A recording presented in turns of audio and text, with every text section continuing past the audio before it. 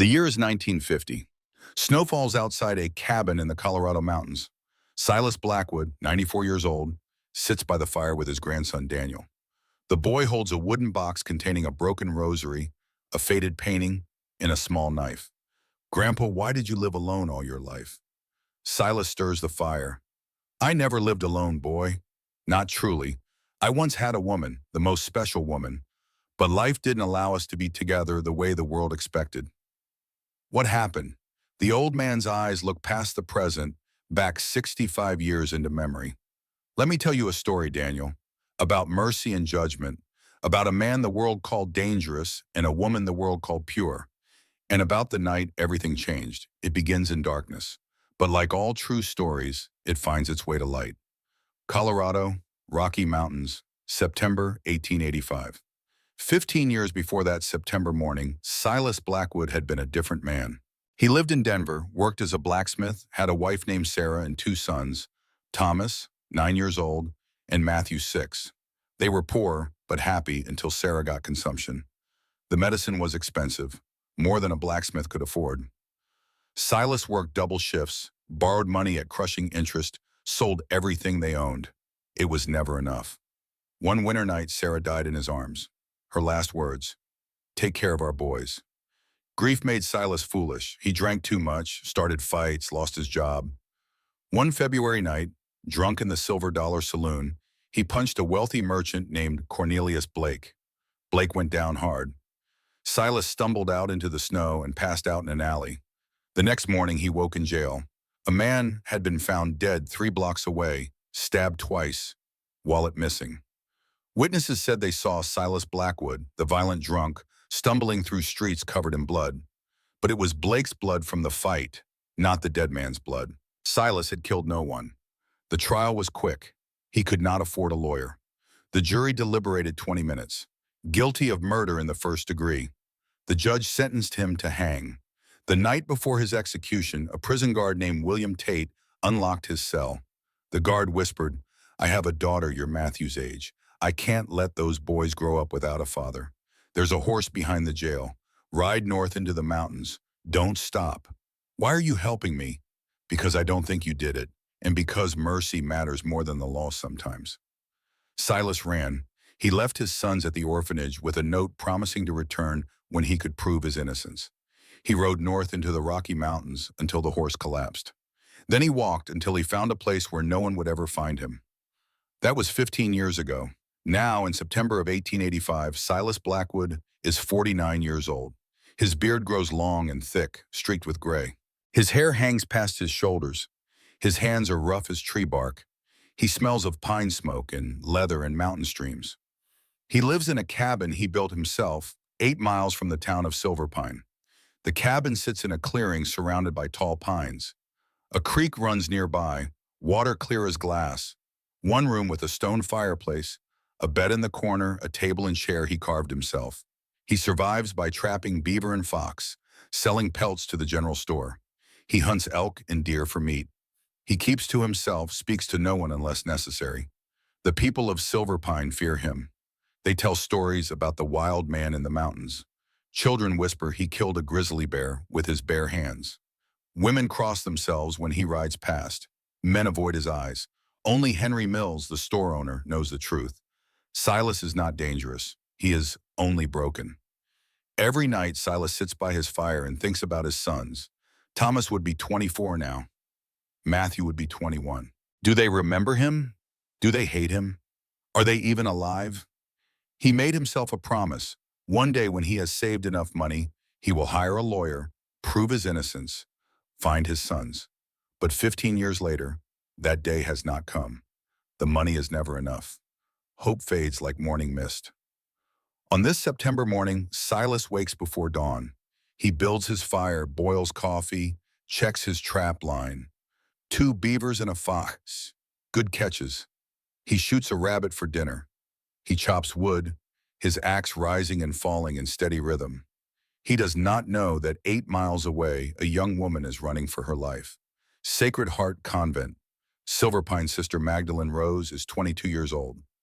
4 years ago, when she was 18, her parents died in an influenza outbreak. She had no family, no money, no place to go. Father Vincent Ashford, the head priest of Silverpine, took her in. He was 55, respected by everyone, called a living saint. He promised to care for her like his own daughter. But what Father Vincent called care, Maggie learned to call control. She was not allowed to speak to anyone without his permission. She had to ask before doing anything. He chose her clothes, long sleeves even in summer, high collars, heavy fabric. Every evening, he called her to his study for what he named spiritual discipline, sometimes kneeling on stone floors for hours, sometimes locked in a windowless room he called the meditation chamber. And sometimes, when she disobeyed, punishment came with his hands. The first time he hit her, she was 19. She had smiled at a young man delivering bread. That evening, his slap knocked her sideways. "Do not lie to me, girl. I saw you smile at that boy. You were inviting sin." After that, the violence came more frequently. A slap for speaking out of turn, a punch to the ribs for not praying with sufficient fervor, a beating with a leather strap when she read poetry without permission. But Father Vincent was careful. He only struck where clothing would hide the bruises. He only hurt her behind locked doors. 2 years ago, Father Vincent performed a secret ceremony at midnight in the empty chapel.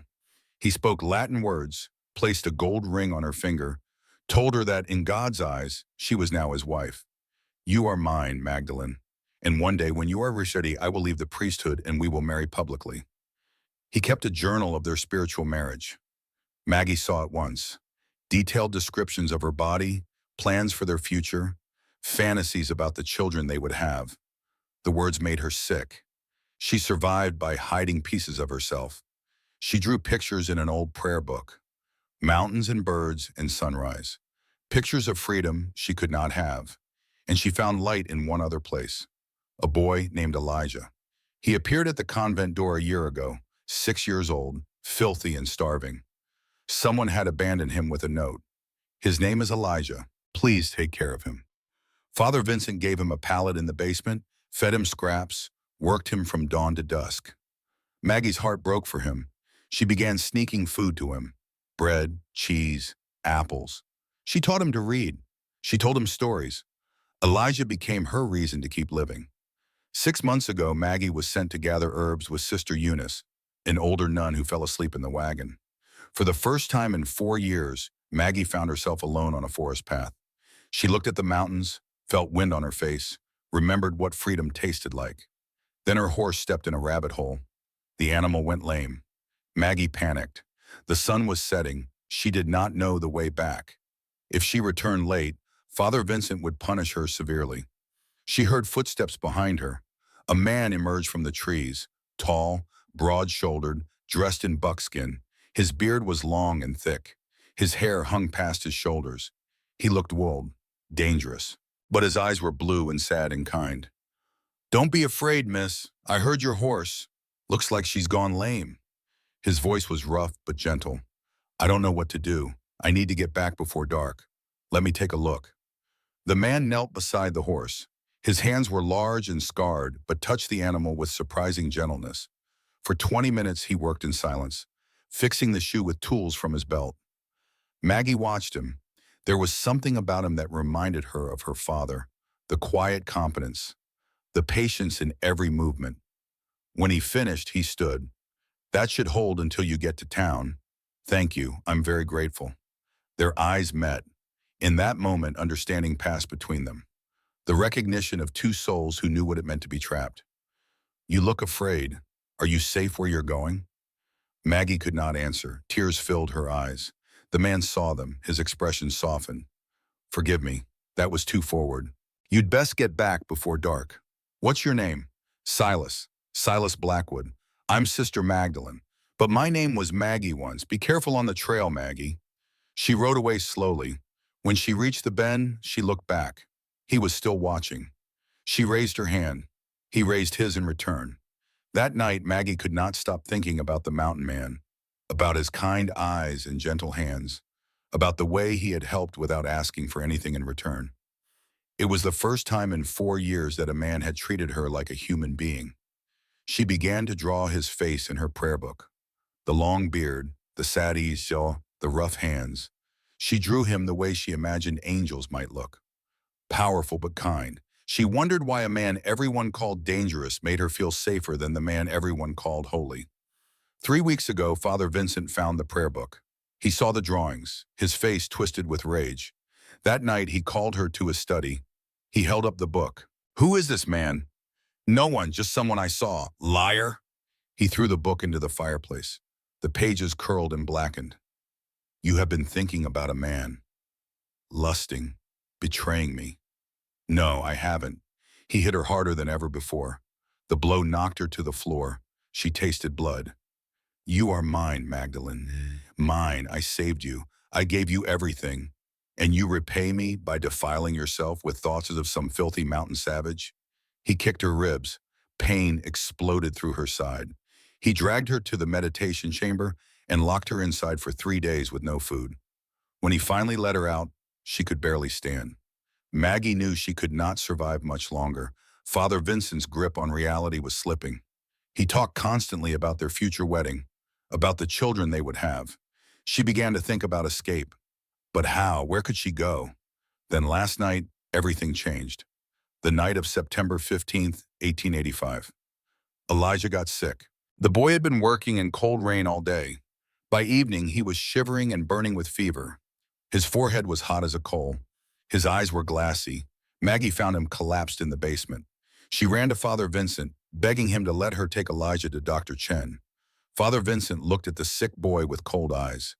"The child is sinful and wicked. If God wishes to take him home, who are we to interfere? Please, Father, he's just a little boy. He'll die without medicine."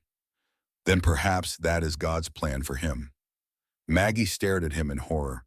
In that moment, she saw Father Vincent clearly for the first time, not as a man of God, as a monster. She knew then that she had to leave. She had to save Elijah, even if it meant risking everything. That night, after midnight, when Father Vincent had drunk himself to sleep, Maggie crept to the chapel. She took money from the collection box. She wrapped Elijah in blankets and lifted him. He was light as air, burning with fever. She was carrying him down the hallway when Father Vincent appeared, swaying, smelling of whiskey. "Where do you think you're going?" "To the doctor. He needs help." "I forbade it." "Then I'm disobeying you." Something in Father Vincent's face changed. A mask slipped. Pure hatred filled his eyes. He lunged forward and grabbed her arm. Elijah slipped from her grasp and fell. The boy's head struck the wall with a sickening thud.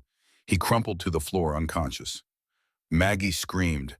Father Vincent hit her across the face. The force sent her reeling. He dragged her to the meditation chamber. She fought him, clawing, kicking, screaming.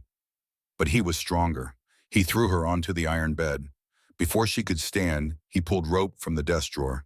He tied her wrists to the bed frame, pulling the rope tight enough to cut skin. "You will stay here until you learn obedience."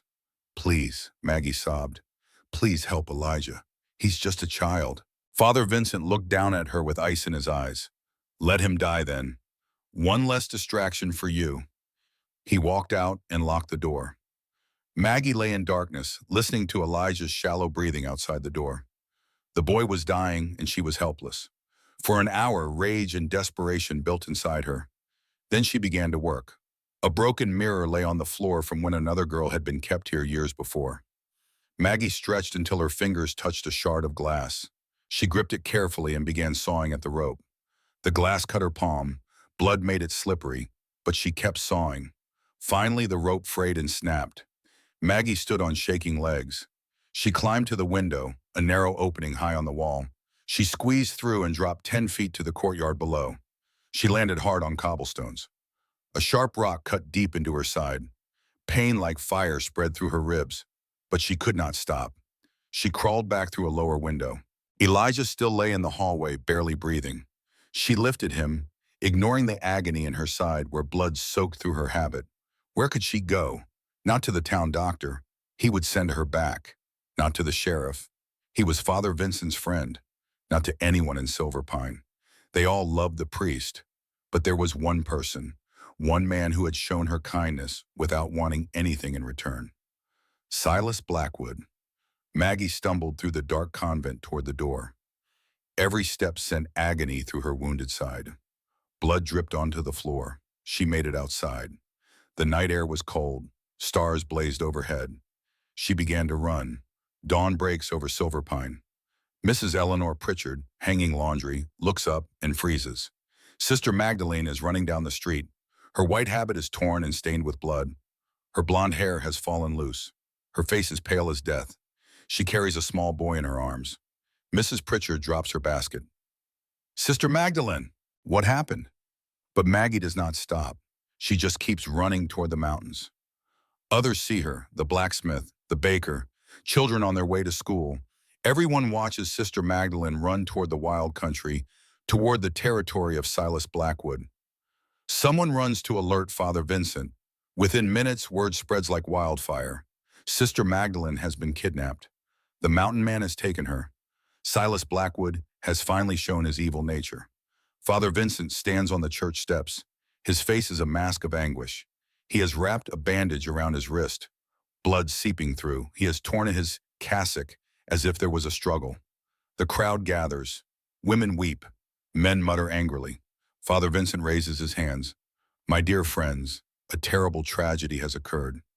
Sister Magdalene has been taken by the devil's instrument. Silas Blackwood broke into the convent last night. When I tried to stop him, he struck me. He took Sister Magdalene and the boy Elijah. God knows what horrors he plans. The crowd erupts in outrage. We have to save her. We have to stop him. Father Vincent holds up his hands. Please, I beg you, find them before it's too late. Bring Sister Magdalene home, and bring that monster to justice. Within an hour, 20 men are mounted on horses. They carry rifles and rope. Some carry a noose. They do not plan to bring Silas Blackwood back for trial. They plan to hang him from the nearest tree. Sheriff Marcus Webb leads them, his face grim. Judge Harrison Cole rides beside him. Only one man does not join the hunt. Dr. Samuel Chen, the town physician, stands apart from the crowd. He is 62, a Chinese immigrant who has lived in Silver Pine for 30 years. He has earned respect through competence and compassion, but his word still carries less weight than a white man's. Dr. Chen watches Father Vincent's performance with quiet eyes. Something feels wrong. The priest's grief seems rehearsed. The bandage looks too neat, too deliberate. He remembers treating Sister Magdalene 2 years ago when she fainted during church service. He had seen old bruises on her arms. Father Vincent had said she was clumsy, always falling. Dr. Chen had not believed it then. He believes it even less now. But who will listen to an old Chinese doctor when a white priest says otherwise? So Dr. Chen prepares his medical bag and waits, because he suspects that before this day ends, someone will need a doctor. Silas is chopping wood when he hears the knock. It is barely past sunrise. No one has ever knocked on his door in 15 years. He sets down his axe and picks up his rifle. He approaches the door cautiously.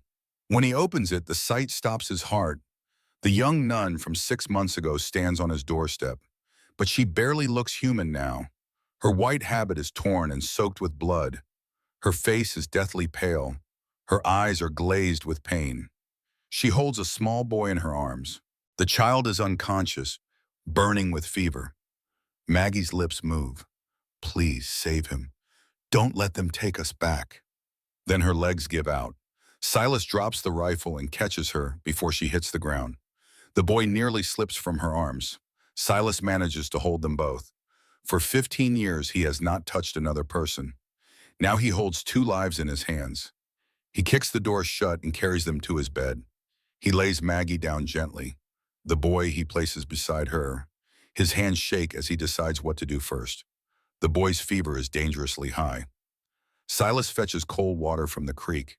He tears strips from a clean shirt and makes compresses. He places them on the boy's forehead, neck, wrists. He checks the bump on the child's head.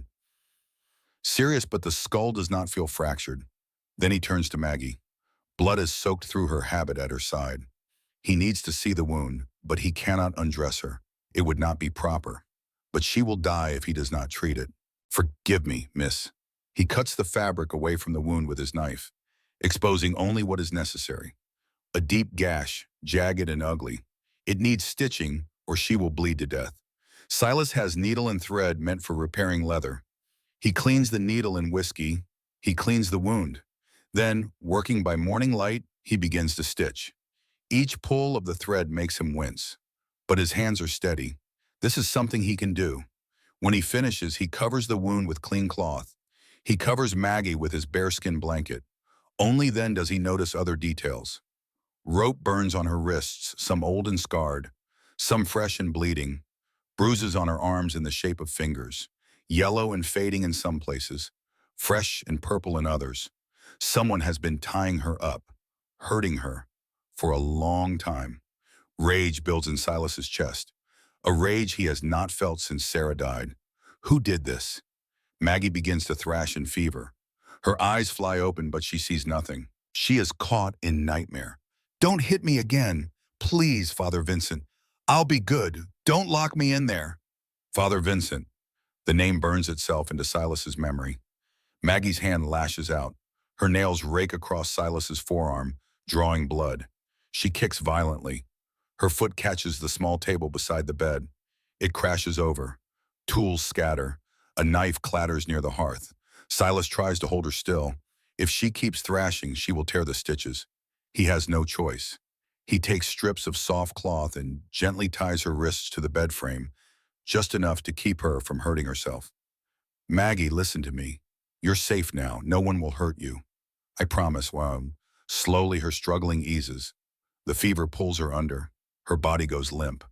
Silas sits beside the bed. He changes the compress on the boy's head. He watches them both. Looking at Maggie's face, he thinks of Sarah. The same helplessness. This time will be different. This time I will not fail. Outside he hears horses. Many horses. Voices shouting his name. Silas stands and goes to the window. Through the trees he sees them coming. 20 armed men, rifles gleaming, faces hard with anger. He looks back at Maggie and the boy. Then he looks at himself, at the scratch marks on his arm, at the overturned table, at the knife on the floor, at the rope burns on Maggie's wrists where he tied her. He knows exactly what this will look like. The door explodes inward. Men flood the cabin, guns drawn. Sheriff Marcus Webb is first, his pistol leveled at Silas's chest. The sheriff's eyes take in the scene. The young nun tied to the bed, blood on the sheets, the unconscious boy, the overturned table, the knife, the scratches on Silas's arm. His face hardens to stone. Silas Blackwood. You are under arrest for kidnapping and assault. Put your hands up, now. I didn't take her. She came here. She was hurt. I was trying to help. That's what they all say. She was running from someone. From Father Vincent. She said his name. Sheriff Webb's face twists with anger. You dare accuse Father Vincent, the most righteous man in Colorado? You filthy liar. The men surge forward. They grab Silas, throw him to the ground. His face hits the floor. Blood fills his mouth. They wrench his arms behind his back and tie his wrists with rough rope. Please, just ask her when she wakes. Ask her who hurt her. No one listens. They haul him to his feet and drag him outside. Father Vincent stands near the trees, watching with cold eyes. Their eyes meet. In that moment, Silas understands. This man wanted Maggie found, not to save her, but to silence her. And Silas makes the perfect scapegoat. Dr. Chen pushes through the crowd and enters the cabin. He kneels beside Maggie, examining her carefully. The stitches, the rope burns, the old bruises beneath new injuries. Outside, they throw Silas over a horse. They bind his hands to the saddle. Someone produces a noose. Might as well hang him here. No. Sheriff Webb's voice cuts through. We do this proper. We take him to town. We let Judge Cole pass sentence, but everyone knows what that sentence will be. As they ride away, Silas looks back. Through the open door, he sees Dr. Chen bent over Maggie. The old physician meets his eyes for just a moment, and in that moment, Silas sees something unexpected. Doubt. Dr. Chen does not believe the story. He sees evidence that contradicts it. It is not much, but it is something. The horses carry Silas toward town, toward a jail cell, toward a trial that will not be fair, toward a rope. But he does not think about that. He thinks only about Maggie. He prays she will wake. He prays she will be strong enough to tell the truth. And if she does, he prays that someone will finally listen. In the cabin, Maggie's eyes flutter open. She sees Dr. Chen's face. She tries to speak. Her throat is dry. The physician brings water to her lips. Drink slowly, child. She swallows. Silas. Where's Silas? Dr. Chen's face is grave. They've taken him, Sister Magdalene. They think he hurt you. No, her voice is fierce despite her weakness. No, he saved me. He saved us both. You have to tell them. Dr. Chen nods slowly. I will try, child, but you must rest. When you're stronger, you'll tell them yourself. But will they listen? Tears leak from her eyes. Or will they kill him before I get the chance? Dr. Chen has no answer because he knows the truth. In a town that has already decided guilt and innocence, truth is fragile. It can be drowned by louder voices. But he also knows this. Sometimes truth has a way of rising, even from the deepest graves. He can only hope this is one of those times. In the town square, men are already gathering wood. They are building a platform. They are sharpening the blade of justice. And somewhere in the mountains, the wind whispers through the pines like a prayer, like hope that will not die. But first, there must be darkness. The sun climbs higher in the Colorado sky. The story is not over. It has only just begun. Maggie wakes as afternoon light filters through the window. Her side burns where Silas stitched the wound. Every breath sends pain through her ribs. Dr. Chen sits beside her bed. When he sees her eyes open, he sets down his work. You've been asleep for 6 hours, child. How do you feel? Maggie tries to sit up. Pain stops her. Where's Elijah? The boy is in the next room. His fever broke. He will live. Relief floods through her. And Silas? Dr. Chen's face grows somber. They have him in the holding cell. Father Vincent is calling for an immediate trial. Judge Cole has agreed to convene court this evening. This evening, Maggie's voice breaks. But I need to tell them what happened. You will, but first, you must tell me everything. Every detail. Dr. Chen leans forward. Because when we walk into that courtroom, we will face men who have already made up their minds. We need more than your word against Father Vincent's. We need proof. Maggie closes her eyes. Shame washes over her. I should have told someone sooner. Do not blame yourself for the sins of powerful men. Dr. Chen's voice is gentle. The fault is not yours. It never was. His kindness breaks something inside her. Maggie tells him everything. She speaks quickly, pushing through the pain and humiliation. The 4 years of control and violence, the spiritual marriage, the beatings, Elijah's sickness, the escape, running to Silas because he was the only person who had shown her kindness without demanding ownership. When she finishes, Dr. Chen examines her with clinical precision. He measures the rope burns on her wrists. Some are weeks old, layered beneath fresh ones. He catalogs bruises in various stages of healing. He examines scar tissue on her back from the leather strap. He documents everything in his medical journal. I believe you, Sister Magdalene. Every word, but belief is not enough. Dr. Chen closes his journal. In this town, Father Vincent's word carries the weight of God himself. We need witnesses. We need evidence that cannot be denied. Maggie grips his hand. Then we find it. Whatever it takes. I won't let Silas die for saving my life. Dr. Chen knows he cannot do this alone. He needs allies whose testimony might carry weight. His first stop is the home of Mrs. Abigail Thornton. The 67-year-old widow lives directly across from Sacred Heart Convent. When Dr. Chen knocks, she opens the door a crack, her face wary. Dr. Chen, what brings you here?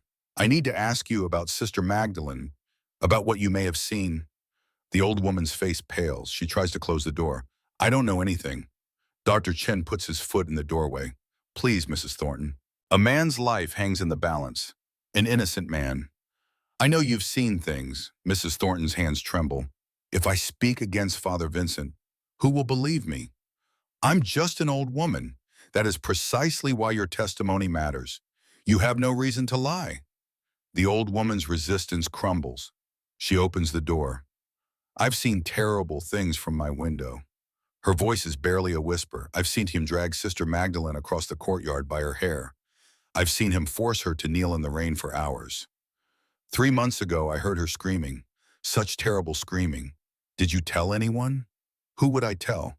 The sheriff is Father Vincent's friend. Judge Cole dines with him every Sunday. An old widow's word against a man like that?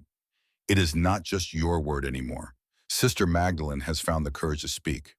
Will you stand with her? Mrs. Thornton looks at the convent. I should have spoken years ago. Perhaps if I had, that poor girl would not have suffered so long. You can speak now. That is what matters. Mrs. Thornton nods slowly. I will testify. God help me. I will tell them everything. Dr. Chen's next stop is Sacred Heart Convent itself. Sister Eunice sits in the chapel, her hands shaking so badly the rosary beads click together. She knows what she must do. She has known since this morning when she saw Maggie's blood on the hallway floor. When Dr. Chen enters, she does not turn around. You've come to ask me about Father Vincent. Yes. Sister Eunice finally turns. Her face is haggard. I should have protected her. That was my duty. Instead, I convinced myself that Father Vincent knew best. You were afraid. Fear is no excuse. Sister Eunice stands. I will tell them everything. How he kept her locked in the meditation chamber for days. How I heard her begging to be let out. How he told me it was necessary correction. Your testimony will help save an innocent man. An innocent man is in chains while the guilty one walks free. And I helped put him there. You can help free him now. Then I will, whatever the cost. Mrs. Thornton presents Dr. Chen with a bold idea. If you want proof that cannot be denied, you need Father Vincent's private papers. The journal Magdalene spoke of. But how? The convent is locked. No. Mrs. Thornton shakes her head. Father Vincent is at the town hall. I watched him leave. And I know how to get in. There's an old servant's entrance. The lock has been broken for years. What you're suggesting is illegal. So is what Father Vincent has done to that girl for 4 years. Miss Thornton's voice is steel. Sometimes the law and justice are not the same thing. She is right. Show me this entrance. 20 minutes later, they stand in Father Vincent's study. The space is rich with wood paneling and leather-bound books. Everything designed to project authority. But the air smells wrong. Like something rotten beneath a veneer of sanctity. They search quickly. Dr. Chen takes the desk. Thornton examines the bookshelves. Then Mrs. Thornton pulls a Bible from the shelf and something falls from behind it. A small leather-bound journal.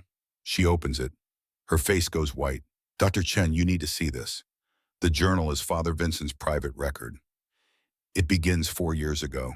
The first entries are clinical observations of Maggie's appearance, her movements, her voice, then increasingly possessive.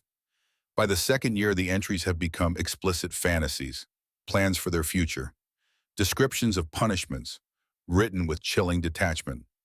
Then, 6 months ago, an entry that makes Dr. Chen's blood run cold. Today I saw Magdalene speaking with that mountain savage. Silas Blackwood. She smiled at him. This cannot stand. She must learn she belongs to me alone. I will increase her disciplines. And if that fails, I will remove the temptation. One way or another, Blackwood will no longer be a problem. Dr. Chen grips the journal. This is premeditated malice. He planned to destroy Silas even before today. Keep looking. Mrs. Thornton opens the desk drawers. In the bottom drawer, beneath a false bottom, she finds a wooden box.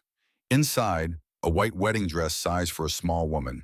A marriage certificate with Father Vincent's name and Magdalene's, signed only by Father Vincent. Love letters he wrote but never sent. And something else. A small notebook with names and dates. Dr. Chen opens it, his hands shake.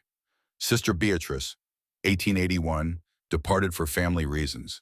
Sister Catherine, 1879, transferred to Denver. Sister Mary Grace, 1877, died of consumption. But the notes beside each name tell a different story. Sister Beatrice, defied correction, required permanent solution. Buried in garden, northwest corner. Sister Catherine, attempted escape, made an example. Body in creek, weighted with stones. Sister Mary Grace, threatened to expose me, could not allow, made her death appear natural. Mrs. Thornton's voice is barely audible. Dear God, he's killed before. We need to leave. Now, they gather the journal, the notebook, the false marriage certificate, and hurry from the study. They exit through the servants' entrance and emerge into twilight. Neither sees Sister Eunice watching from a window. She crosses herself and whispers a prayer. Finally, the truth will speak. The town hall is packed, every seat filled. People stand against walls, crowd the doorway. The entire town has come to witness justice. Except it is not justice. It is vengeance. Judge Harrison Cole presides, his black robes lending authority. He is 58, white-haired, Father Vincent's closest friend for 20 years. He has already decided the verdict. This trial is theater. Silas sits in a wooden chair, hands bound behind his back. His face is bruised, his lips split, but his eyes are clear and calm. Father Vincent sits in the front row, his face a perfect mask of sorrow. The bandage on his wrist is prominently displayed. Judge Cole bangs his gavel. Order. We are here to determine the fate of Silas Blackwood, accused of kidnapping Sister Magdalene Rose and the boy Elijah, of assaulting Father Vincent, and of committing violence upon the sister's person. Sheriff Webb stands. Your Honor, the evidence is clear. We found Sister Magdalene tied to Blackwood's bed, wounded and unconscious. Blood everywhere. Scratches on Blackwood's arms where she fought. The boy barely alive. Judge Cole nods. And what does the accused have to say? Silas stands. I did not kidnap Sister Magdalene. She came to me seeking help. She was already wounded. I provided medical aid. That is all. Liar, someone shouts. The judge bangs his gavel. Order! Father Vincent rises. Your Honor, may I speak? Of course, Father. Father Vincent faces the crowd. Last night, this monster broke into Sacred Heart Convent. When I tried to stop him from taking Sister Magdalene, he struck me. He dragged that innocent girl and the boy from their beds. When I regained consciousness, they were gone. He holds up his bandaged wrist. This is where he struck me. Silas's voice cuts through. That is a lie. I have never set foot in that convent. Sister Magdalene ran to my cabin because she was fleeing from you. The crowd erupts. How dare he accuse Father Vincent? Judge Cole bangs his gavel. Order. Father Vincent's face twists with anguish. Your Honor, this man is desperate. But the evidence speaks. The torn clothing, the blood, the rope burns where he bound her. Those rope burns were already there. Silas's voice is steady, old ones and new ones. Someone has been tying her up for a long time. And it was not me. Silence falls. For a moment, doubt flickers. Then Father Vincent plays his card. Your Honor, I wish to call a witness, someone who knows the truth of Silas Blackwood's violent nature. Call your witness. The doors open. A well-dressed man walks in his 60s, gray-haired with cold eyes. Please state your name. Cornelius Blake. Silas's head snaps up. His face goes pale. The merchant from Denver. The man whose testimony helped convict him 15 years ago. Mr. Blake, do you know the accused? I do. 15 years ago, Silas Blackwood attacked me in a Denver saloon. He beat me severely. Later that night, another man was found murdered. Blackwood was convicted and sentenced to hang, but he escaped and has been hiding ever since. Blake turns to Silas. This man is a convicted murderer. Violence is in his nature. When I heard he had kidnapped a nun, I was not surprised. The courtroom explodes. Hang him! Hang him now! Judge Cole bangs his gavel. The crowd has become a mob. Silas tries to speak. That conviction was wrong. I was innocent. But his voice drowns. Judge Cole's voice rings out. Silas Blackwood, you are found guilty of kidnapping, assault, and attempted murder. You will be hanged at dawn tomorrow. The crowd cheers. Silas looks around. These people have condemned him. They see what they want to see. But then his eyes find Dr. Chen standing near the back. The old physician gives the smallest shake of his head. Not yet. Do not give up yet. The courtroom doors burst open. Dr. Chen strides in, Mrs. Thornton and Sister Eunice following. In his hands, he carries Father Vincent's journal and notebook. Your Honor, I have evidence that proves Silas Blackwood's innocence. Judge Cole frowns. This trial is concluded. The verdict has been rendered. Then it must be overturned. Because the real criminal sits in this courtroom, and it is not the man you have condemned. The crowd falls silent. Father Vincent rises. Dr. Chen, I understand you wish to help, but spreading false accusations will not. These are not accusations. Dr. Chen holds up the journal. These are your own words, Father Vincent. Your own confessions, written in your own hand. He begins to read aloud. Entries describing Father Vincent's obsession with Maggie, his plans for their spiritual marriage, his detailed accounts of punishing her. The crowd listens in growing horror. Then Dr. Chen reads the entry about Silas from 6 months ago. Father Vincent's intention to eliminate Blackwood as a temptation. Father Vincent's face has gone white. That journal is private. You had no right. I had every right when it contains evidence of crimes. Dr. Chen holds up the notebook. And this contains a list of 3 other nuns who died under suspicious circumstances. 3 women Father Vincent admits to murdering. The courtroom erupts. Father Vincent's mask slips. His face twists with rage. You fool! That girl belongs to me. I saved her. I gave her purpose. Judge Cole bangs his gavel, shaken. Father Vincent, I must ask you to... She was mine. Father Vincent's voice rises to a scream. Mine! And no one had the right to take her from me. The confession hangs in the air. Mrs. Thornton steps forward. I have witnessed Father Vincent's cruelty for years. I have seen him drag Sister Magdalene by her hair. I have heard her screaming. I stayed silent out of fear, but I will be silent no more. Sister Eunice adds her voice. I have seen Father Vincent lock Sister Magdalene in the meditation chamber for days without food. I have seen bruises she tried to hide. I convinced myself it was spiritual discipline, but it was torture. The crowd's fury shifts, no longer at Silas, but at the man in priest's robes. Father Vincent sees it happening, sees his authority crumbling. He lunges toward Sheriff Webb's pistol, but the sheriff is faster. He grabs the weapon and levels it. Don't move, Father. Father Vincent freezes. Then he laughs, a bitter, broken sound. You fools, you worship at my feet on Sunday, but when it suits you, you turn on me like dogs. You're all hypocrites. Judge Cole's voice is quiet but firm. Father Vincent Ashford, you are under arrest for assault, false imprisonment, and suspicion of murder. Sheriff, take him into custody. As the sheriff moves forward with chains, Father Vincent's eyes find Silas. This is your fault. If you had stayed where you belong, none of this would have happened.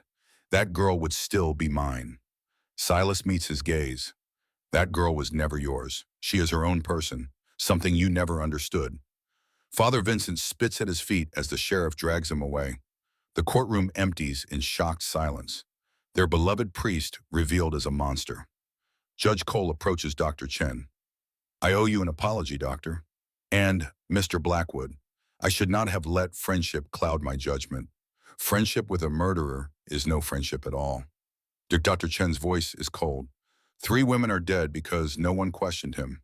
Judge Cole has no answer. But the ordeal is not over. There is still one voice that needs to be heard. The doors open and Maggie enters, leaning on a cane. Her face is pale, her movements pained, but her eyes are fierce. She walks to the front. She looks at Silas, still bound. Their eyes meet. Gratitude, recognition, understanding. Then she turns to face the courtroom. My name is Magdalene Rose. For 4 years, I have lived in hell created by a man you all trusted. Her voice shakes but grows stronger. Father Vincent controlled every aspect of my life. He called it spiritual guidance, but it was ownership. He married me in a secret ceremony, told me I belonged to him, and when I disobeyed, he punished me. She pulls up her sleeve, showing the rope burns. These marks are from being tied to a bed for days at a time. She lifts her habit slightly, revealing scars across her shoulders. These are from leather straps. Last night, when a sick child needed medicine, Father Vincent refused because the boy was sinful. When I tried to save the child, he beat me. He tied me up and left me to die. I escaped. I ran to the only person who had shown me kindness without demanding something in return. She points to Silas. Silas Blackwood saved my life. He saved Elijah's life. He asked for nothing. He just helped because it was right. And you repaid his mercy by chaining him and calling him a monster. Tears streamed down her face. The monster wore priest's robes. The monster preached to you while torturing me. The monster is in your jail now. And the man you condemned is the only one who saw me as a human being worth saving. She turns to Judge Cole. I demand that Silas Blackwood be freed immediately. And I demand that Father Vincent face justice. Not just for me, but for the 3 women who died because no one questioned a man of God. Judge Cole stands. Silas Blackwood, you are hereby exonerated of all charges. Sheriff, remove his bonds. The sheriff cuts the ropes. Silas stands slowly, rubbing his wrists. Maggie crosses to him, shaking from exhaustion. She reaches him before collapsing. Silas catches her, steadying her gently. Thank you. Her whisper is for him alone. Thank you for seeing me when no one else did. You were always worth seeing. His voice is equally quiet. You were always worth saving. At dawn, Sheriff Webb leads men to Sacred Heart Convent. They carry shovels. Sister Eunice guides them to the northwest corner of the garden where roses bloom. According to the notebook, this is where Sister Beatrice was buried. They dig carefully. 2 feet down, they find bones. Dr. Chen examines the remains. Female, approximately 20 years old. The skull shows fracture consistent with blunt force trauma. Sister Beatrice did not depart for family reasons. She was murdered. Over 3 days, they find 2 more bodies. Sister Catherine in the creek, weighted with stones. Sister Mary Grace in a shallow grave, showing signs of poisoning.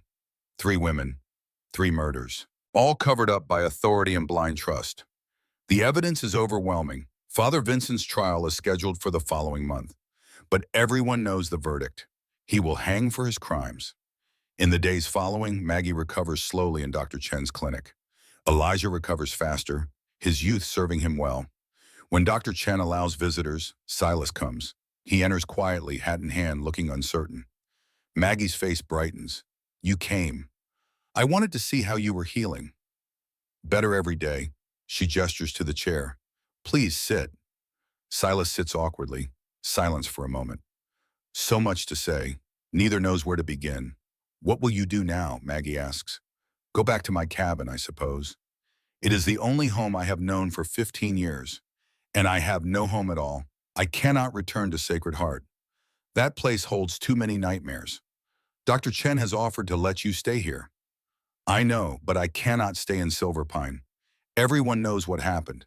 Everyone looks at me with pity. I need to go somewhere I can breathe. Silas understands the need to escape judgment. Where will you go? I do not know yet, but I know I want to find a place where I can be myself, where no one owns me, where I am free. Freedom is worth any price. You paid a heavy price for mine. If you had not helped me, Father Vincent would have killed me eventually. I would do it again, without hesitation. Their eyes meet. Something passes between them. Not love, not yet, but understanding, respect, recognition of 2 souls who have both known captivity and yearn for freedom. The door opens and Elijah bursts in, followed by Dr. Chen. Silas! The boy throws arms around his neck. You came back! Silas awkwardly pats his back. Of course I did, boy. Will you teach me to hunt and track animals? Silas looks at Maggie over the boy's head.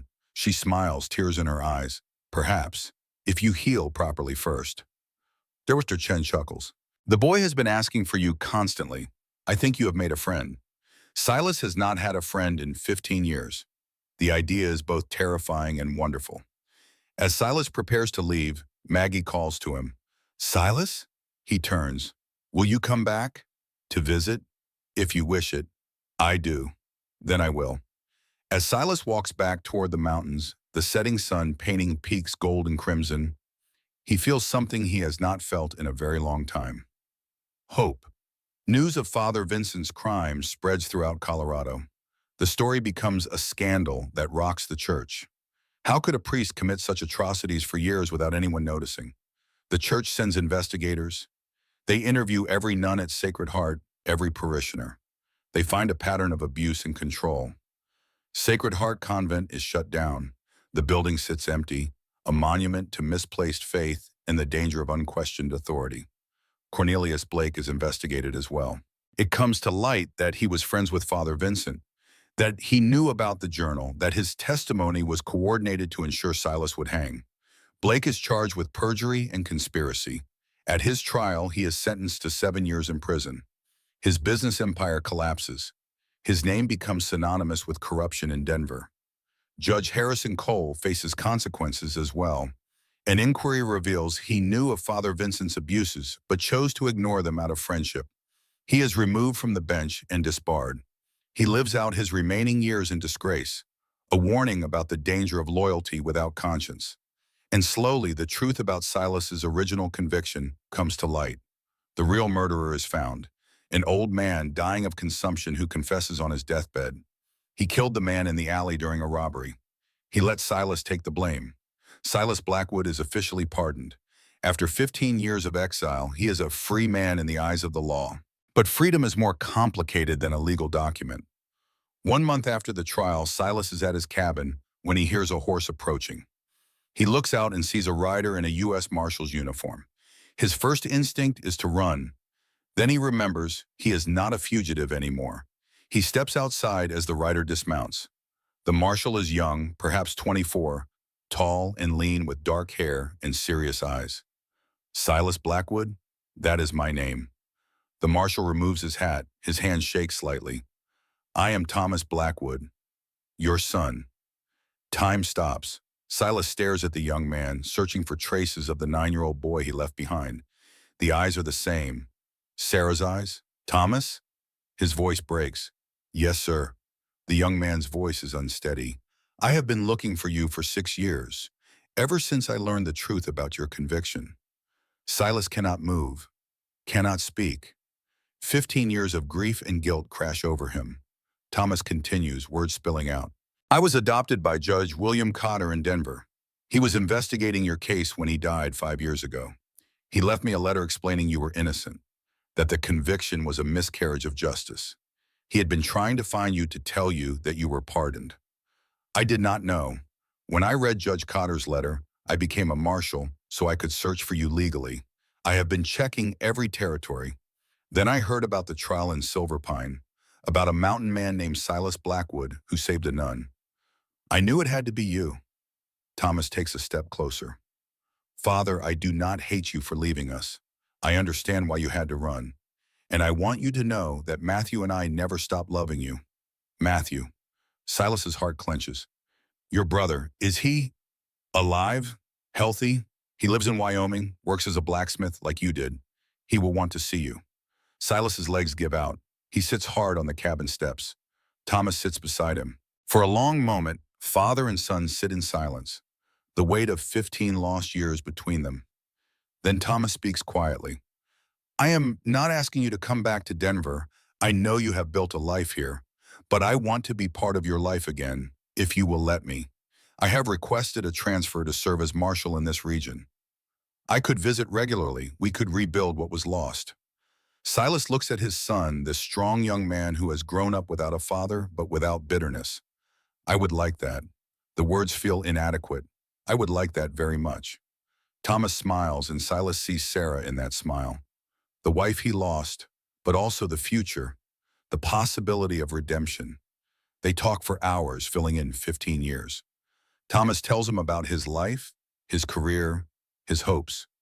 Silas tells him about the mountains, the long, lonely years. And finally, Silas tells him about Maggie. She sounds remarkable, Thomas says. She is. Do you love her? The question catches Silas off guard. I barely know her. But you want to know her better. Silas cannot deny it. Yes, then do not waste time as I wasted it looking for you. Life is short. Happiness is rare. When you find it, hold on. Wise words from one so young. Thomas grins. I learned from the best, even if he was not there to teach me in person. As the sun sets and Thomas prepares to leave, he turns back. Father, one more thing. Matthew does not know I have found you yet. I wanted to tell you first. Would you like to be there when I tell him? Would you like to go to Wyoming and see him? Silas's throat tightens. I would like nothing more. Then we will make the journey together. But first, I think you have someone here you need to see. Someone who helped save your life. Maggie, yes, do not leave Silver Pine without saying goodbye to her. I have a feeling that goodbye might become something else entirely. Thomas rides away as darkness falls, leaving Silas standing in front of his cabin, his mind reeling. He has his son back. Soon he will see Matthew again. After 15 years of believing he had lost everything, his family is being restored. But Thomas is right. Before he can move forward, he needs to see Maggie one more time. The next morning, Silas rides into Silver Pine. He goes to Dr. Chen's clinic. Dr. Chen answers, Mr. Blackwood, I heard about your visitor yesterday. Your son? Yes, my son Thomas. And soon I will see Matthew. Dr. Chen smiles. Wonderful news. Maggie will want to hear this. She is in the garden. Silas finds Maggie sitting on a bench beneath an apple tree. She wears a simple dress now, not a nun's habit. Her blonde hair is uncovered, falling loose. She looks different, younger, free. When she sees him, her face lights up. Silas, I heard about your son. He sits beside her, leaving respectful distance. Yes, Thomas found me, and I will soon see Matthew as well. I am so happy for you. After everything, you deserve this reunion. Comfortable silence. Sparrows hop among fallen apples. What will you do, Maggie? Where will you go? I do not know yet. I have been thinking constantly. I could go to Denver, find work, or perhaps to one of the mining towns where they need teachers. Elijah will come with me, but beyond that I have no plans. No family to return to? No one. My parents are dead. I have no siblings. I am alone in the world. Not alone. Silas turns to her. You have Elijah. You have Dr. Chen. You have Mrs. Thornton and Sister Eunice, who risked much to tell the truth for you. Maggie smiles. You are right. I am not alone. But I am also not tied to any particular place. For the first time, I can choose where I go and what I do. That is a precious freedom. Yes. She looks at him directly. What about you? Will you stay in your cabin or will you leave now that you are free? I have thought about that. The cabin has been my refuge for 15 years, but it was also a prison of sorts. A place I stayed because I could not leave, not because I wanted to be there. So you will leave? Perhaps. Or perhaps I will stay, but make it a home rather than a hiding place. Invite my sons to visit. Build an addition so there is room for guests. He pauses, gathering courage. There is room for others as well, if they wanted a quiet place to heal, a place where no one would bother them or demand anything. Maggie's breath catches. Are you asking me to come to your cabin? I am saying you would be welcome. You and Elijah both, not as servants or dependents, as equals, as people who deserve safety and peace. Maggie is silent. When she speaks, her voice is barely a whisper. People would talk. Let them talk. I have lived 15 years caring nothing for what people think. I will not start now, but your reputation is finally cleared. If I came to live at your cabin, unmarried people would assume. What would they assume? That a man gave shelter to a woman and child who needed it? That sounds like mercy, not scandal. You know it would not be seen that way. Then they can think what they wish. Silas meets her eyes. I am offering you a place to rest and heal. Nothing more. You would have your own room, your own space, your own life. I would ask nothing except perhaps occasional conversation. I have lived alone too long. I find I enjoy having people around. Maggie studies his face, searching for hidden motives. She finds only sincerity. Why?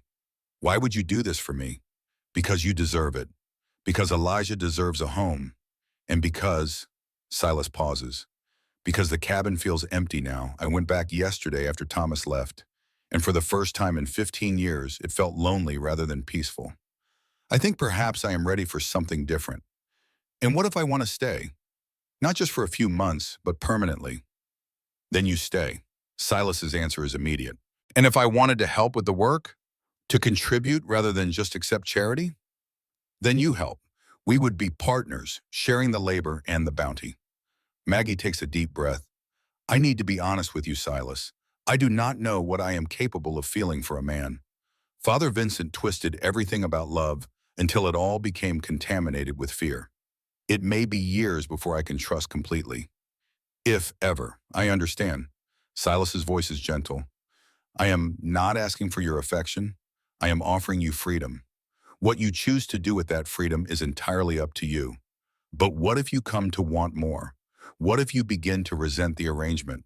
Then I will tell you honestly, and we will renegotiate. Communication, Maggie. That is all any partnership requires.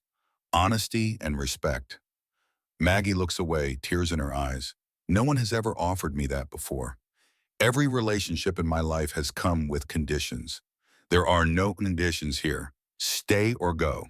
Work or rest. Speak or be silent. The choice is always yours. May I have time to think about it? Of course. Take all the time you need. I will be here for a few more days, helping Dr. Chen with repairs. Then I will return to the cabin. If you decide to come, you know where to find me. He stands to leave. Silas? He turns. Thank you for saving my life, for defending me, for offering me a future when I thought I had none. You saved yourself, Maggie. I just happened to be there when you needed help. As Silas walks away, Maggie sits beneath the apple tree, thinking about choices and freedom and the terrifying possibility of happiness. 3 days later, as Silas prepares to return to his cabin, Maggie appears with a small bag and Elijah in tow. We would like to accept your offer, if it still stands. Silas's face breaks into a rare smile. It stands. Welcome home. And so they begin, not as lovers, not even as friends yet, but as three people who have all known suffering and who choose to build something new together. The journey takes most of the day. Elijah rides with Silas, chattering constantly. Maggie rides the horse Dr. Chen loaned her, quiet but watchful, taking in the beauty of the mountains. When they reach the cabin, the sun is setting, painting the sky gold and crimson. Silas shows Maggie to the second room. It is small but comfortable, with a bed and a window overlooking the creek. This is yours, for as long as you need it. Maggie sets down her bag and looks around. It is the first space that has truly been hers in 4 years. Thank you. That night, they sit around Silas's fire. Elijah falls asleep on a bearskin rug, exhausted. Maggie and Silas talk quietly, beginning the long process of getting to know each other. Outside, the wind whispers through the pines. Inside, the fire crackles. And for the first time in a very long time, the cabin feels like a home. Tomorrow will bring new challenges, learning to live together, learning to trust, healing from wounds that run deep. But tonight there is peace, there is safety, there is the beginning of hope. And sometimes that is enough. The frame returns 1950. The fire has burned low in the cabin. Old Silas Blackwood stirs the embers, sending up a spray of sparks that dance like fireflies in the darkness. His grandson Daniel sits transfixed, the wooden box still clutched in his small hands. What happened next, Grandpa? Did you and Grandma Maggie get married right away? Silas chuckles, the sound like gravel shifting in a creek bed. No, boy, life is not like the fairy tales your mother reads to you. Real healing takes time. Real trust must be earned, not demanded. He reaches for the box, opens it, and pulls out the faded painting. Even after 65 years, the colors still hold their vibrancy. A mountain landscape with a cabin nestled among pines, smoke rising from the chimney, two figures standing side by side looking at the sunset. Your grandmother painted this 6 months after she came to live at the cabin. She said it was the first time in years she had felt safe enough to create something beautiful. Daniel traces the figures with his finger. Is that you and her? Yes, that was us learning to be whole again after the world had tried to break us. Silas sets the painting down gently and looks back into the fire, back through the decades to that autumn when everything changed. Let me tell you about the rest, Daniel, about the hard parts and the beautiful parts, about the day I met your great-uncle Matthew again, about the trial that shook Colorado, about the choices we made and the life we built. The boy settles deeper into his chair, pulling a blanket around his shoulders. The snow falls heavier outside now, muffling the world in white silence, and Silas begins again. Colorado, October 1885. The first weeks at the cabin are not easy. 3 people learning to live together, each carrying wounds that go deeper than flesh. Maggie wakes screaming most nights, trapped in nightmares where Father Vincent finds her, drags her back, locks her in darkness. Silas hears her through the thin wall but does not intrude. He learned long ago that some battles must be fought alone, but he leaves a lamp burning in the main room, a small beacon if she needs to know she is not trapped in windowless chambers anymore. Elijah adapts fastest, the way children do. He follows Silas everywhere, asking endless questions. How do you track a deer? Why do pine trees stay green in winter? Can you really tell direction by the stars? Silas answers with patience he did not know he possessed, teaching the boy everything his own father taught him decades ago. The work is constant. Wood must be chopped for winter, the last vegetables harvested from the small garden. Meat smoked and stored, the cabin winterized against the brutal cold that will come. Maggie insists on helping despite her healing wound.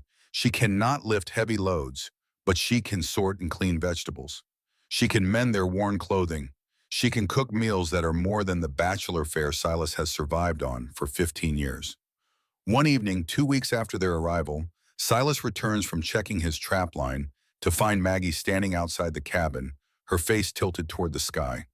The first snow of autumn is falling, fat flakes drifting down like white feathers. "Are you well?" He approaches carefully, always careful not to startle her. Maggie turns to him, and there are tears on her face. But she is smiling. "I am standing in the snow, Silas. Just standing here. And no one is telling me to come inside. No one is demanding I justify why I am here or what I am doing. I am just free." Silas understands. Freedom is not one moment, but 1,000 small moments. The right to stand in snowfall without permission. The right to choose when to speak and when to be silent. The right to simply exist without justification. "You deserve this freedom, Maggie. So do you." She looks at him with those clear blue eyes. "You have been in your own prison for 15 years. I hope you know you are free now, too." That night, they talk longer than usual by the fire. Silas tells her about Sarah, about Thomas and Matthew as boys, about the dreams he abandoned when he ran to the mountains. Maggie tells him about her parents, about the girl she used to be before grief and Father Vincent reshaped her into something small and silent. It is the beginning of friendship. Not rushed, not forced, just two people learning to trust again. 1 month after the trial in Silver Pine, word comes that Father Vincent's formal trial will be held in Denver. The case has become too notorious for a small-town court. The territorial governor himself has ordered a full investigation. A writer brings a letter to the cabin. Dr. Chen has written requesting that both Silas and Maggie come to Denver to testify. The prosecutor needs their statements for the murder charges. Maggie reads the letter with shaking hands. "I do not know if I can face him again." "You do not have to." Silas is firm. "You have done enough. You owe them nothing more." "But those other women," Maggie's voice breaks. "Sister Beatrice, Sister Catherine, Sister Mary Grace, they have no voice. If I do not speak for them, who will?" Silas understands this too. The need to transform suffering into meaning. The need to ensure that pain serves some purpose. "Then we will go. Both of us. You will not face him alone." 3 days later, they travel to Denver with Thomas, who has arranged everything. Elijah stays with Dr. Chen, who has grown fond of the boy. Denver has grown since Silas left. More buildings, more people. The streets that once felt familiar now seem strange and overwhelming. But Thomas guides them through the chaos to a modest hotel where rooms have been reserved. That evening, the prosecutor meets with them.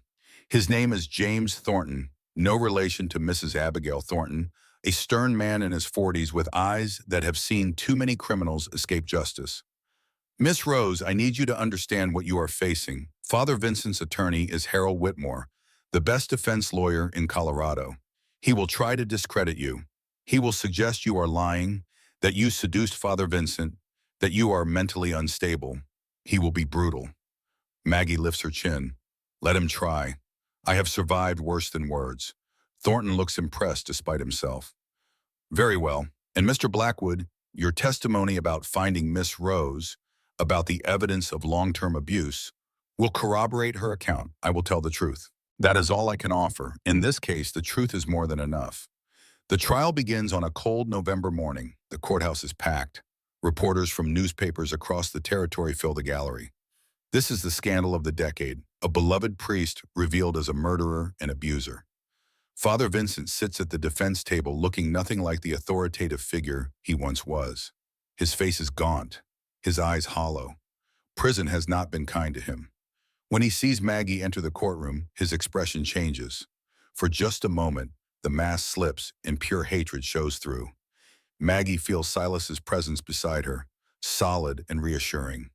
She takes her seat without looking away from Father Vincent. She will not give him the satisfaction of seeing her fear. The prosecution calls witness after witness. Dr. Chen describes the medical evidence of long-term abuse.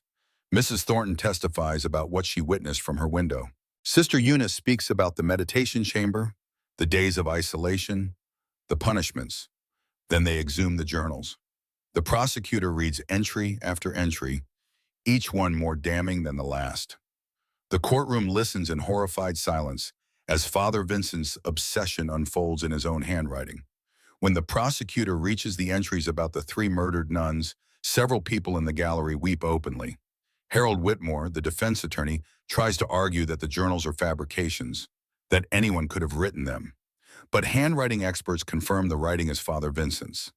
And the physical evidence, the three bodies buried exactly where the journal said they would be, cannot be explained away. On the third day, Maggie takes the stand.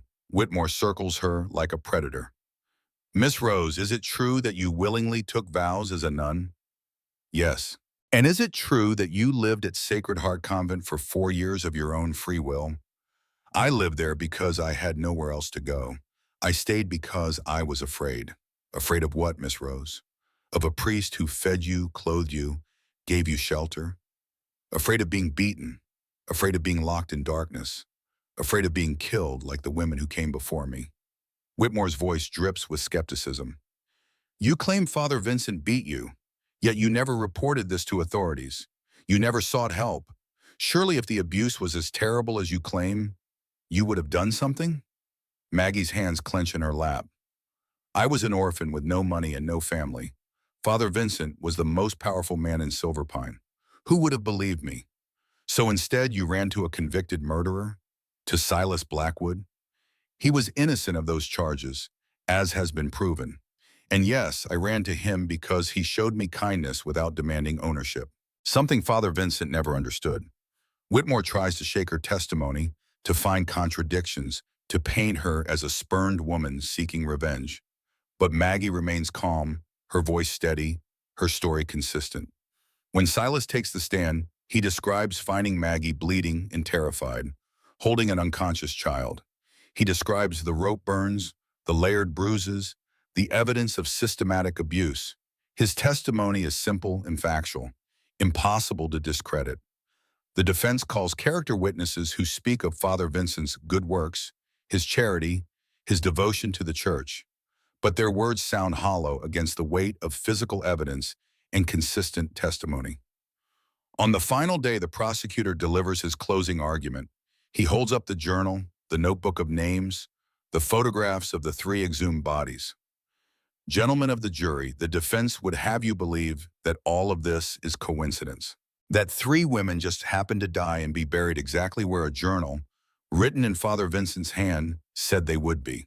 That Miss Rose, a young woman with no history of deception, spontaneously invented detailed accounts of abuse that matched the medical evidence perfectly. That Mr. Blackwood, a man recently pardoned for a crime he did not commit, would risk everything to fabricate evidence against a priest. He pauses, letting the absurdity sink in.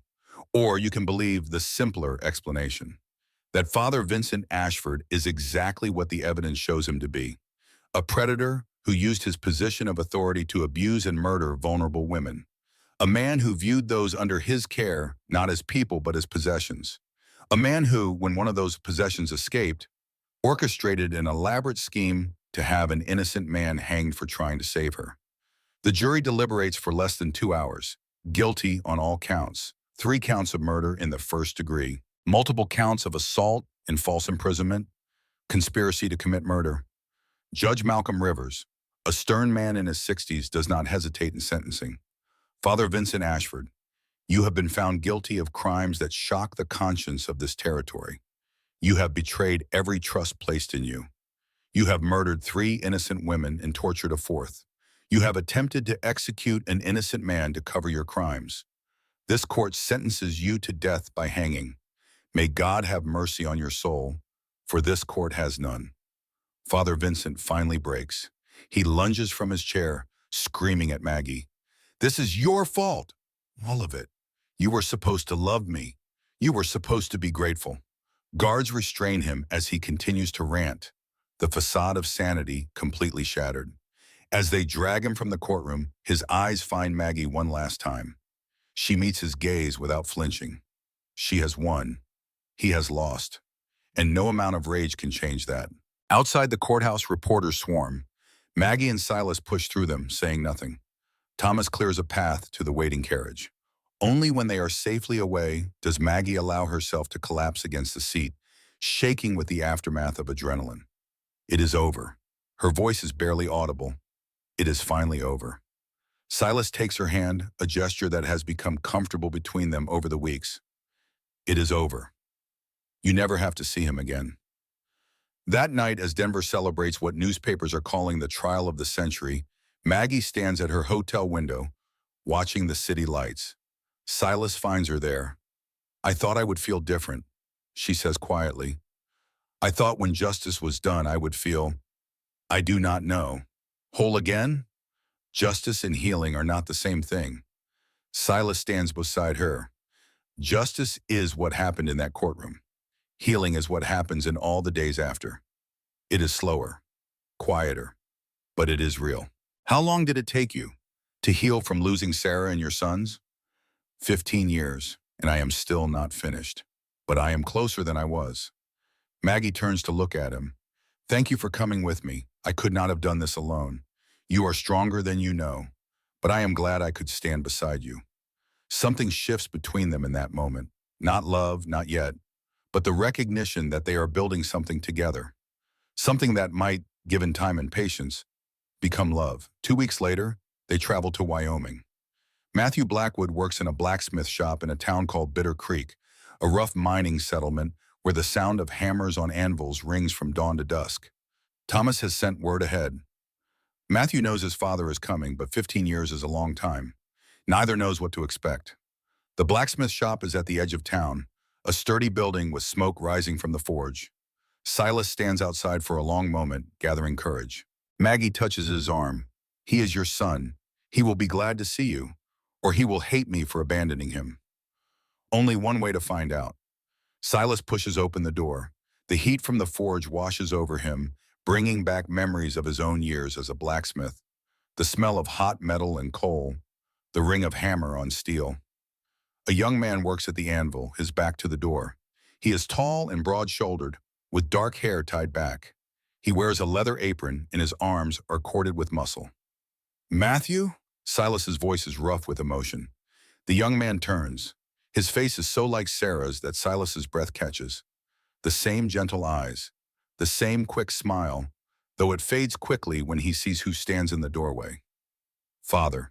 The word is hesitant, uncertain. Yes, I am your father. For a long moment, they simply look at each other.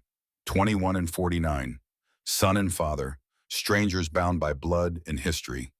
Then Matthew sets down his hammer and crosses the shop. He stops a few feet away, studying Silas's face as if trying to reconcile memory with reality. I thought you were dead. For years, I thought you were dead. Then Thomas found me, told me the truth, told me you were innocent, that you had been living in the mountains all this time. I wanted to come back.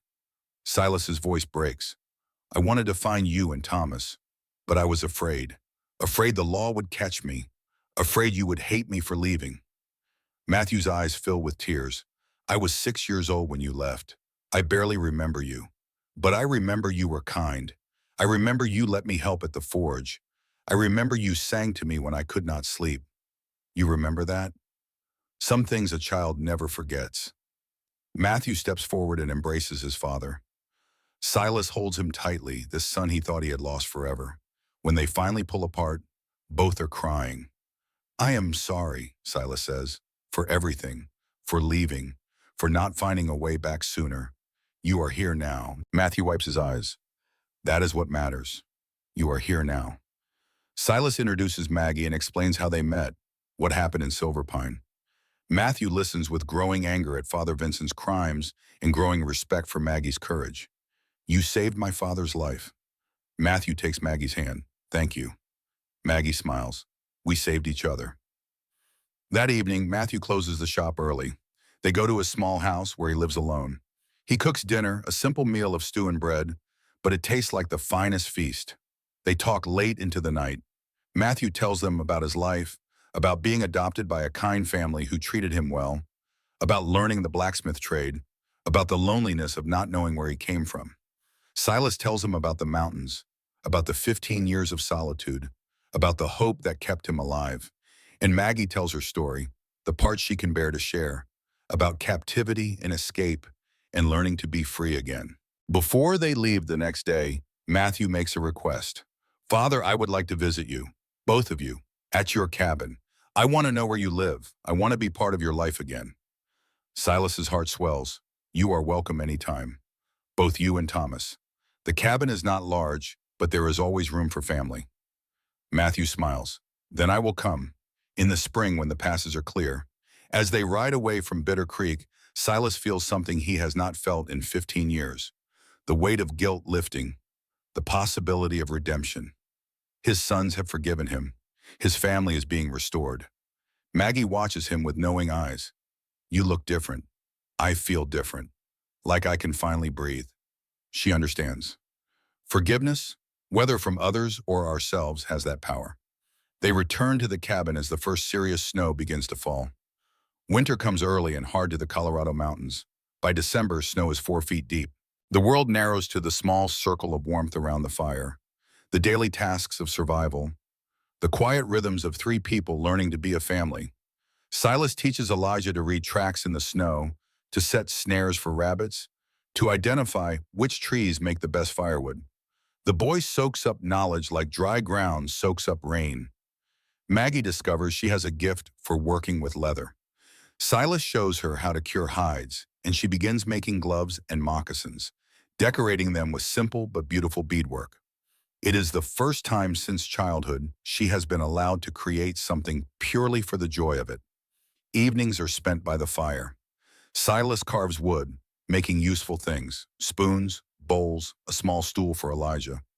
Maggie sews or draws. Elijah practices his letters or plays with toys Silas has made. Sometimes they talk, sometimes they sit in comfortable silence. Both are equally valuable. One night in January, when wind howls outside and snow batters the windows, Elijah falls asleep early. Maggie and Silas sit by the fire listening to the storm. I have been thinking, Maggie says quietly, about the future. Silas looks up from the piece of wood he is shaping. What about it? When spring comes, I would like to stay. Permanently, if the offer still stands. It stands. But are you certain? You could go anywhere, do anything. You are not bound here, I know. That is why I want to stay. Because it is my choice, she meets his eyes. I am happy here, Silas. For the first time in years, I wake up without fear. I go to sleep without dreading the next day. That is precious beyond measure. Then stay, for as long as you wish. There is more. Maggie's voice is hesitant. I have been thinking about Elijah. He has no family, no legal guardian. If something happened to me, he would be sent to an orphanage. What are you proposing? I would like to adopt him formally. Make him legally mine. But I have no money, no standing. A woman alone cannot easily adopt a child. Silas sets down his carving. Then we should not be alone. Maggie's breath catches. What are you saying? I am saying that if you would consider it, we could marry. Not because of passion or romance, but as a practical partnership. We could adopt Elijah together. Give him the family he deserves. And perhaps, in time, we might find that partnership becomes something more. Maggie is silent for a long moment. When she speaks, her voice is thick with emotion. You would do that? Marry me, take on a child not your own, just to give us legal protection? Not just for that. Silas's voice is gentle. I care for you, Maggie, and I care for Elijah. I am not asking for anything beyond what you are willing to give. If you want separate rooms and a marriage in name only, that is acceptable. If you want time to heal before considering anything more, I will wait. There is no pressure, no expectation. Only an offer of partnership and protection. Maggie wipes tears from her eyes. No one has ever offered me that before. A choice without conditions. Then choose freely. There is no wrong answer. She looks into the fire thinking. Then she looks at Silas, this rough mountain man with the gentlest heart she has ever known. Yes, I will marry you, as partners, as friends, and we will see what the future brings. Silas smiles, and the expression transforms his weathered face. Then we will make it official in the spring. When the pass is clear, we will go to Silver Pine and marry before a justice of the peace. We will adopt Elijah, and we will build a life together. That night, Maggie sleeps without nightmares for the first time in years. Spring 1886, April brings thaw. The snow retreats, green returns to the meadows, wildflowers bloom. The world wakes up. Thomas visits, bringing news that Father Vincent was hanged in February. The execution was private, But word spread throughout Colorado. The notorious priest was finally gone. Maggie receives the news with quiet relief. One less shadow in the world. On a warm day in early May, they travel to Silver Pine. The town has changed. Father Vincent's crimes have shaken people's faith, not just in him, but in their own judgment. They are more cautious now, less certain of their moral superiority. When word spreads that Silas Blackwood and Maggie Rose plan to marry, the reaction is mixed. Some approve. Others whisper that it is improper, that Maggie should return to the church, that Silas is taking advantage. But Dr. Chen, Mrs. Thornton, and Sister Eunice stand with them. These three, who risk much to tell the truth, give their blessing and their support. The ceremony is simple: a justice of the peace, a handful of witnesses, no fancy clothes or elaborate vows.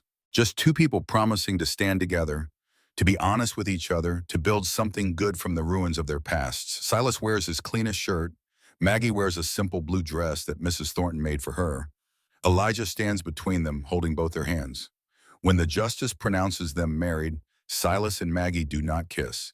They simply look at each other with understanding and gratitude. There will be time for more. But this is enough for now. The adoption papers are signed the same day. Elijah Blackwood, officially, legally, their son. The boy cries with happiness. I have a real family now, a real name. You always had worth. Maggie hugs him. Now you have papers that prove what was always true. That evening, they celebrate quietly at Dr. Chen's house. The old physician has become a dear friend, and he insists on hosting a small dinner. Mrs. Thornton brings a cake she baked. Sister Eunice, who has left the convent and now works as a teacher, brings wildflowers. Thomas arrives with gifts: a new rifle for Silas, a set of paints and brushes for Maggie, a leather-bound journal for Elijah to practice his writing. As the sun sets and they prepare to return to the cabin, Dr. Chen pulls Silas aside. You have done a remarkable thing, Mr. Blackwood. You have taken two people who were broken and given them a chance to heal. That is a rare gift. They have given me the same gift. Silas looks at Maggie and Elijah waiting by the wagon. For 15 years, I lived with guilt and loneliness. They have freed me from both. That is what family does. We free each other. The journey back to the cabin takes most of the night, but none of them mind. The stars are brilliant overhead. The air is sweet with pine and new grass. They are going home. When they arrive, the cabin looks different somehow. Not just a shelter, but a home, a place of safety and belonging. That night, Silas sits on the porch long after Maggie and Elijah have gone to bed. He thinks about the journey that brought him here, the pain and loss, the long years of exile, the unexpected grace of being given a second chance. He thinks about Sarah, hoping she would approve of the life he is building. He thinks about his sons, grateful they have forgiven him. He thinks about Maggie and Elijah, these two souls who wandered into his life and changed everything. Tomorrow he will begin building an addition to the cabin, a larger space for when Thomas and Matthew visit, a real home for a growing family. But tonight he simply sits in the darkness, listening to the creek and the wind in the pines, and feels something very close to peace. The frame closes. 1950, old Silas finishes his story. The fire has burned down to coals. Outside, the snow has stopped falling. The world is silent and white. Daniel looks up at his grandfather with wide eyes. So you and Grandma Maggie did fall in love? Silas smiles. Yes, boy. It took time. Years, really. But slowly, as we learned to trust each other, as we built a life together, friendship became love. Real love. The kind that is based on respect and understanding, not possession or control. And you lived here in this cabin? We did. I added rooms over the years as we needed them. Your father, Samuel, was born in the room where you are staying. Then came your aunts and uncles, Rebecca, Joseph, and the twins, Anna and Michael. 5 children we raised in this place. Maggie taught them all to read and write before they went to school. She taught them to draw and paint. I taught them to hunt and track and survive in the wilderness. Daniel traces the figures in the painting again. Where is Grandma Maggie now? She passed away 5 years ago, Daniel. Peacefully, in her sleep, with me holding her hand.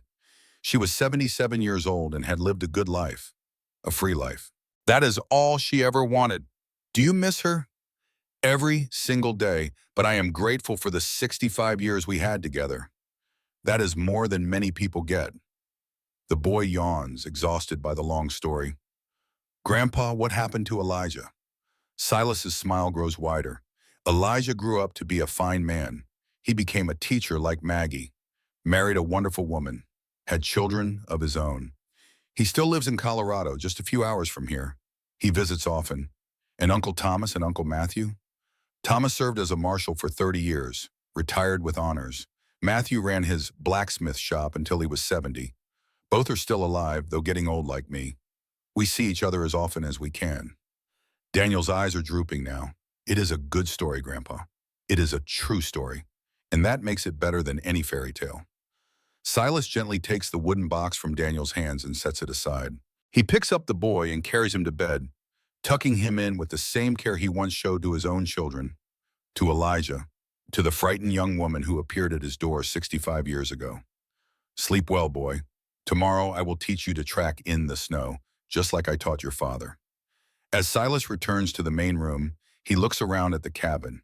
It is much larger now than it was in 1885. Additions and expansions over decades. But the original room is still here, the heart of the home. He picks up the painting Maggie made all those years ago, two figures standing together looking at the sunset. Partners, friends, eventually lovers. The best things in life are worth waiting for, worth working for, worth building slowly and carefully. He sets the painting back in the box with the broken rosary and the small knife. Treasures from another time, reminders of how far they all came. Outside, the snow-covered mountains stand eternal under the stars. Inside, the cabin is warm and safe, and Silas Blackwood, 94 years old, sits by the dying fire and gives thanks for the unexpected grace that transformed his life. For the young woman who ran to him seeking help and ended up saving him just as much as he saved her. For the boy who became his son and taught him how to be a father again. For his own sons who forgave him and gave him back his name and his honor. For all the years of simple happiness, of morning coffee and evening conversations, of children's laughter and quiet companionship, of a love that grew from the ashes of trauma and loss. Tomorrow will bring new snow, new challenges, the slow decline of old age. But tonight there is peace, there is warmth, there are memories of a life well lived and love well earned, and sometimes that is more than enough. It is everything.